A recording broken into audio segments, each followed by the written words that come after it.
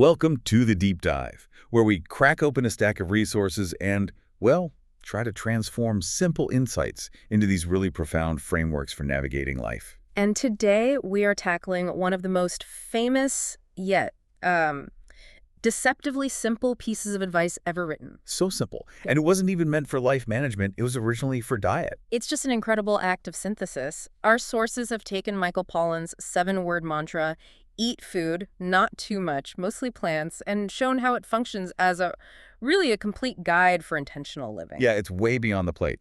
They're applying these principles to commitment, to connection, and I think this is the critical part to how we manage human conflict. That's the core discovery right there, because these aren't just, nutritional rules. They're 3 fundamental choices we all make every single day. The framework really captures the essence of intentional living. It deals with, first, quality choosing what is real. That's the food part. Then second, there's quantity practicing that necessary self-limitation, the not too much. And third, the orientation focusing on what genuinely sustains us, mostly plants. Exactly. And the power of it, I think, lies in that structure. It gives us a blueprint for consumption, but in the widest sense of the word. Yeah, what do we consume with our attention, with our energy, with our emotional capacity? Our mission for this deep dive is to extract the meaning behind each phrase as it relates not just to discernment, but to that psychological need to be right and the resilience you need for relationships. Okay, so we'll proceed by breaking down quality, quantity, and orientation. And then we'll discuss how they all synthesize into a guide for how you engage with the world and, the people you care about most. Sounds like a plan. Okay, let's unpack this first instruction. Eat food. When you first hear it, it just sounds like satire. Right, of course you eat food. What else is there? But in the nutritional context, Pollan is drawing a very hard, very high-stakes line. We actually need to define what food is, because outside the kitchen, the difference between real nourishment and these manufactured masquerades. It's the difference between a fulfilled life and a life just consumed by noise. Exactly. The nutritional analogy is really the foundation for discernment. You see, real, whole food offers genuine nutrients. It requires us to work a little bit, to chew, to digest, to process it. But the manufactured product, the processed, engineered thing that just masquerades as nourishment, it's designed to be hyperpalatable. It's quick, it's easy to consume, but it fundamentally lacks any real substance. And applying that to our lives requires us to develop this crucial discernment, recognizing what deserves our authentic, messy, emotional energy versus what is simply a manufactured distraction. And the source material spends a lot of time on what it calls the trap of the manufactured. Which is everywhere now. It's everywhere. Think about the torrent of information we consume every single day. Not every online outrage cycle, not every political drama that's designed to keep you clicking. None of that deserves our energy. Yeah. That is the processed product of modern interaction. It's engineered for quick consumption, a maximal emotional spike. But it provides zero relational or, personal growth value. It's junk food for the soul. That's a great way to put it. It is. The philosophy is basically urging us to save our limited emotional appetite for things that are truly substantial. It's the difference between, say, arguing with a stranger on social media about some viral hot take. Right. Versus sitting down with a troubled coworker to help them fix a real immediate problem. One is a distraction. The other requires this authentic, kind of risky presence. And to give us a benchmark for what real engagement looks like, the highest quality food, so to speak, the source material turns to a classic, incredibly powerful narrative, the Good Samaritan. I think the Samaritan story is the perfect stress test for this concept. He recognized something inescapably real. Genuine human suffering right there in the ditch. It demanded a real, messy, expensive, and deeply inconvenient response. This wasn't something he could just, outsource or ignore. And the sources really emphasize that he chose the real over the convenient. We so often define our moral behavior by what we say we believe. But the Samaritan defined his sense by what he did. He didn't just offer abstract pity or post about the injustice of roadside violence. No, he engaged. Tangibly. Let's focus on those tangible action details, because I think that's where the commitment really lives. He stopped. That immediately cost him time and potentially exposed him to danger. A huge danger. Were the thugs still hiding nearby, ready to attack him too? Exactly. He had to assess that risk. But the need in front of him was so real, the choice was immediate. He didn't just toss some money and keep walking. No, he got his hands dirty. Literally. He cleaned the man's wounds using his own supplies wine as an antiseptic, oil to soothe. He bandaged him up. And then he puts the injured man on his own donkey, which means he's now walking, and then he pays for the subsequent care at the end. This was an expensive choice. It required not just charity, but physical labor and a deliberate reduction of his own assets and his own convenience. He chose the authentic, messy, real need over self-preservation, over ethnic prejudice, over just ease. And that contrast leads us to the daily challenge. For you, for me, for everyone listening. What would you do? Right. The sources remind us that these opportunities for authentic engagement, the actual food of human connection, they surround us constantly. But they're often wrapped in awkwardness, inconvenience, or fear. You nailed the ubiquity of it.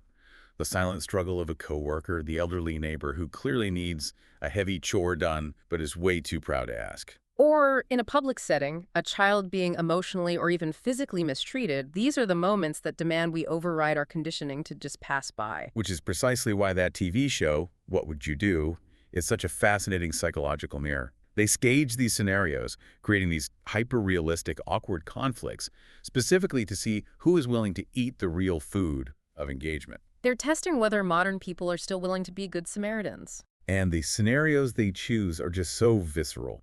The sources highlighted one in a restaurant. A child is begging his parent not to drink and drive him to a soccer game. Oh, that's tough to watch. It is. The child is pleading, the parent is defensive, and you are right there witnessing a genuine crisis of safety and ethics. The convenient answer is to just look away and mind your own business. And then there's the parking lot scenario, which is even more complex. It involves an argument where one person is screaming aggressively at another, and the sources noted that the producers film it two ways. Right, they alternate the gender of the aggressor. Exactly, to see if people's bias or fear dictates their intervention. Do you risk confrontation to address the reality of what's happening? The fear is real.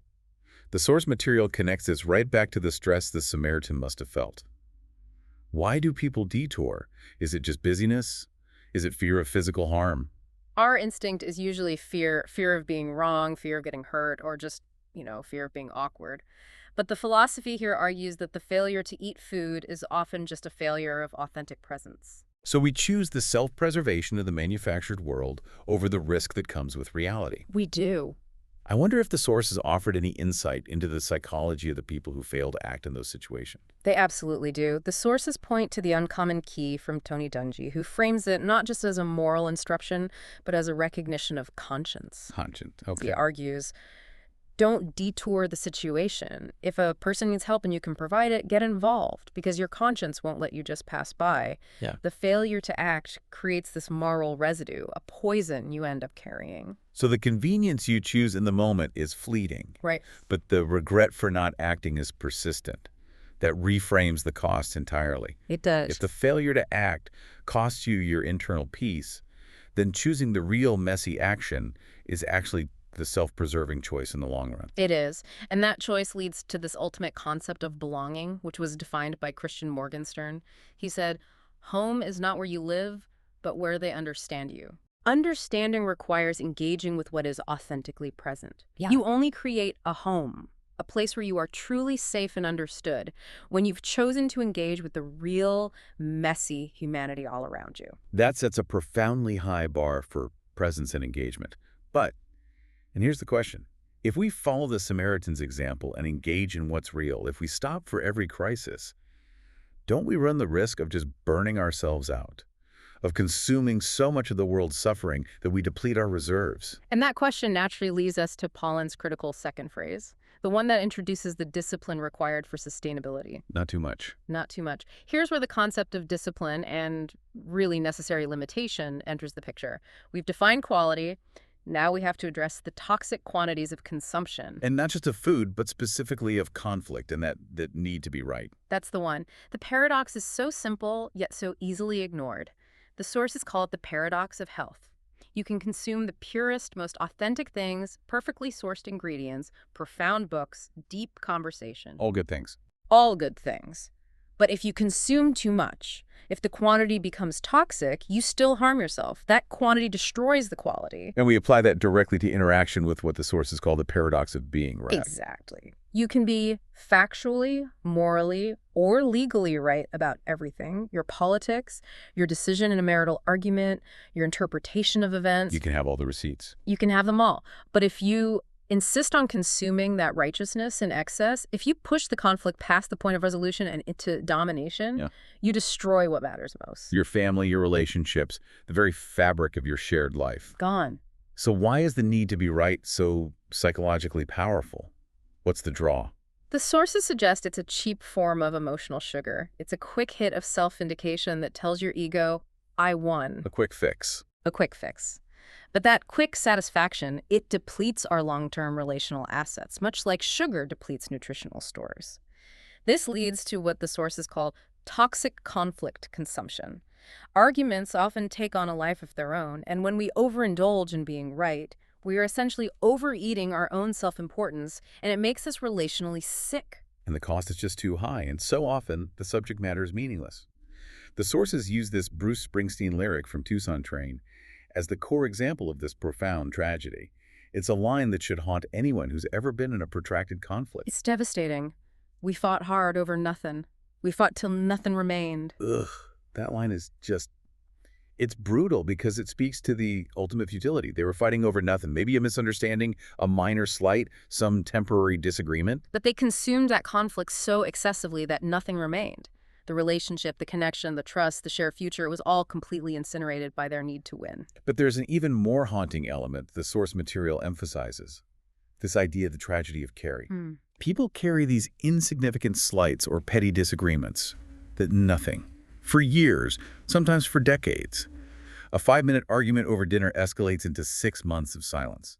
Which then leads to things being said that do matter and can never be unsaid, all because they wouldn't let go of the initial nothing. And the source material draws a crucial line here. This philosophy isn't about minimizing legitimate conflict. Some things should be fought over. Absolutely. Foundational issues of respect, safety, or core values. Exactly. But the framework helps us discern between necessary confrontation, which is a high-quality engagement, the real food, and toxic consumption, which is fighting hard over nothing. And the vast majority of relational conflict, let's be honest, falls into that second category. We see this everywhere. Fractured families over political disagreements that truly won't matter in 5 years. Marital strife over whose fault the mistake was. Petty organizational conflicts where people prioritize winning a procedural victory over the actual mission. The subject of the fight becomes immaterial. The insistence on absolute excessive victory is everything. They fought over nothing and destroyed everything precious. So what's the cure for this overconsumption? Intentional restraint, which means practicing delayed gratification. It's a trade-off. What are you willing to swallow now to preserve a future asset? The sources connect this concept directly to the desire for a crowded table when you're old. If you want that connection later, it requires intentional, disciplined acts of subtraction and restraint today. You are trading 5 minutes of ego satisfaction now for decades of peace later. And these specific acts of restraint are so difficult precisely because they require ego management. They include things like swallowing your pride when you know you were 80% right but 100% too loud. That's a hard one. Or admitting you were wrong, even if you could technically argue your case based on some technicality. And of course, the difficult but necessary act of telling children, spouses, or parents that you are truly sorry. And it's not just about giving the apology, it's about modeling how to receive one. Restraint means accepting their apology graciously, without that immediate rebuttal, without adding a "but you." Yes. It means modeling for children how to patch things up and how to let go of their own nothing fights. You're teaching them how to limit their own conflict consumption. If we operate under the belief that more is better, we'll always seek more justification, more ways to prove our point. Right. But Dan John's observation, which the sources highlight, just cuts through that noise with this profound clarity. More is not better. Better is better. Can you explain that implication in terms of relationships? Sure. The implication is one of intentional limitation. More arguments don't lead to better resolution. They just lead to more emotional exhaustion. Okay. Instead, less talking, less needing to be right, and less fighting creates the space for something better to grow. Better understanding, better connection, better peace. So it's the discipline of subtraction. You're removing the toxic quantities of conflict for the sake of relational growth. You choose limitation to achieve expansion. Wow. Okay. So we've learned to choose quality, eat food, and limit quantity, not too much. Now we get to the orientation, mostly plants. This is about building our long-term foundation around things that truly nourish and sustain us, ensuring we have the resilience to keep showing up. And this third instruction, it acknowledges the human condition. It acknowledges that we can't be perfect. We will have occasional indulgences, mistakes, arguments. Of course. But we have to orient ourselves towards sustenance as the default setting. Right. The nutritional foundation means vegetables should be the base, the daily practice, while acknowledging that dessert or some manufactured food might happen occasionally. So the life foundation, then, must be built around what genuinely sustains us. Compassion, active connection, continuous growth, and forgiveness, both giving it and receiving it. This is the crucial point of balance. It's where those two seemingly contradictory messages find harmony. The high-risk action of Section 1 and the difficult restraint of Section 2. The sources highlight this necessary balance perfectly. First, you have to get involved in what sustains real needs, authentic connection, genuine suffering. But second, you have to let go of what depletes petty arguments, meaninglessness, the desperate need to always win. And if we look back at the Good Samaritan, he perfectly embodied focusing on what sustains. His whole focus was on sustaining the man's life. And he acted with what he had. Oil, wine, a donkey. He didn't wait for a perfectly sterile or socially approved moment to help. He prioritized the fundamental foundation of humanity over a temporary inconvenience. And we sustain our relationships the exact same way, not through these grand, perfect gestures, but through the daily practice of just showing up and, more importantly, listening with attention over ego. Attention over ego. That simple act of prioritizing listening, that's the foundational plant. It's a constant orientation towards sustenance, prioritizing the relationship over your own self-aggrandizement. And as we navigate life, focused on these sustaining elements, we need perspective to handle the inevitable setbacks. Jennifer Jones provides that crucial tool. She suggests that if you could choose just one characteristic to get through life, you should choose a sense of humor. Because it provides crucial perspective on what actually matters. Exactly. Humor is a critical foundation, a foundational plant, because it allows us to see our own failures and conflicts as temporary and survivable, not as these existential disasters. It prevents us from becoming so rigid and self-serious that we're paralyzed by our imperfections.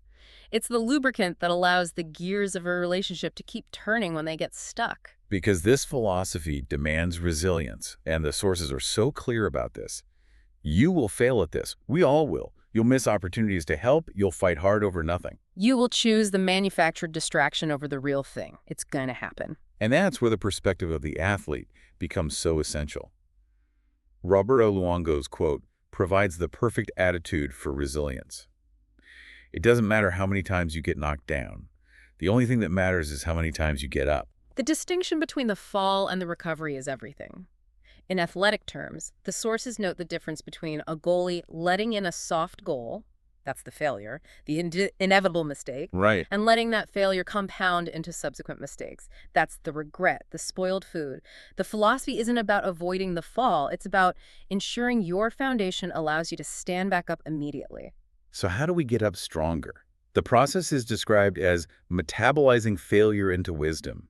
This brings us to Victoria Holt's profound wisdom. Never regret. If it's good, it's wonderful. If it's bad, it's experience. We really need to unpack that distinction because it's the difference between healing and poisoning yourself. How is regret different from experience? Regret is the passive consumption of spoiled food. It forces you to mentally relive the argument or the missed opportunity, tasting the bitterness every single time. It poisons you without providing any nourishment or insight. It just keeps you stuck in the past, endlessly rehashing the mistake without ever extracting a lesson from it. Exactly. Experience, on the other hand, is the active metabolism of the pain. It's how we analyze those missteps. The argument you shouldn't have started, the opportunity to help you missed, and turn them into wisdom. So you take the lesson, you understand the ingredients that went wrong, you identify what depleted you, and you learn what sustains you going forward. You ensure you never buy those ingredients again. It's the difference between self-pity and self-correction. To metabolize the failure means we use the pain of the mistake to change our approach next time, ensuring that the setback serves the ultimate goal of resilience and intentional living. It's turning emotional calories into structural growth. And the ultimate tragedy, then, is delay. The source material is so clear about the urgent necessity of applying this philosophy now. The longer you wait for the future, the shorter it will be. Wow. If you postpone compassion or reconciliation until later often never comes. The Samaritan didn't schedule compassion for next Tuesday. The man was dying now. If you are in a destructive argument, the damage to the relationship is happening in real time. You cannot wait until you feel like it to end the conflict or admit you were wrong. That distinction between intention and action is so critical. Intention without action is just another form of regret waiting to happen. You can intend to eat food, not too much, mostly plants, but if you don't take the physical action, if you don't actually stop to help or actually choose restraint, the intention is meaningless. The moment demands the action. This philosophy, in its entirety, truly constitutes the art of intentional limitation. We've established the 3 core pillars. Choosing what is real Food, in moderate portions, not too much. focused on what sustains. Mostly plants. The ultimate question is whether we can integrate these choices into a cohesive way of life. And the final encapsulation of the entire framework comes from Dean Jackson's observation, which serves as a really powerful synthesis of all 3 requirements. Okay, what is it? Listening is an art that requires attention over talent, spirit over ego, others over self. Wow, that perfectly maps the 3 principles. It does. Attention over talent is about choosing reality, eat food. It's about being present and authentic for the person in front of you instead of being preoccupied with external noise or distractions. You prioritize the real connection. Spirit over ego is the discipline of restraint. That's not too much. It's subduing the desire to dominate, to win the argument, or to let your self-importance consume the conversation, limiting the toxic quantity of self-focus. And others over self is the core orientation, mostly plants. Building your foundation around compassion and connection rather than self-preservation or convenience. It's a perfect modern summary of the Samaritan's high-cost choice. And that leads us back to this seeming contradiction raised by Miguel de Cervantes, who urged us to believe there are no limits but the sky. How does this philosophy of restraint and moderation square with that idea of limitless thinking? The sources show this is the greatest paradox of intentional living.